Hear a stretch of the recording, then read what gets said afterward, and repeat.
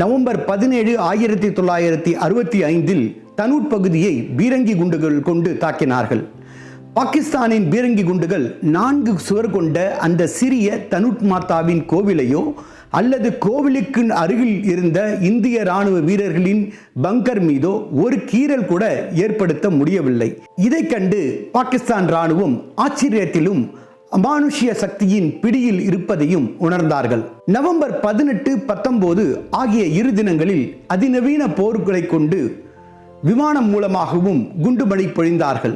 இந்த 3 நாட்கள் 3000த்திற்கும் மேலான குண்டுகள் தனூட் மாதா கோவிலை சுற்றியும் தனூட் பகுதியிலும் விழுந்தது. ஆனால் ஒரு பீரங்கி குண்டுகள் கூட வெடிக்கவில்லை. ஒரு குண்டு வெடித்தால் கூட மிகப்பெரிய கட்டிடங்கள் கூட தரைமட்டமாகிவிடும். ஒரு குண்டின் சேதம் 30 to 100 மீட்டர் வரை உள்ள அனைத்து பகுதிகளிலும் மிகுந்த சேதத்திற்கு உண்டாக்கிவிடும். 3000 குண்டுகளை கொண்டு தனூட் பகுதியை தாக்கினாலும் ஒரு சிறிய செங்கலை கூட அசைக்க முடியவில்லை என்று கற்பனைக்கு எட்டாத நம்ப முடியாத நிலையில் பாகிஸ்தான் ராணுவத்தினர் தள்ளப்பட்டார்கள்.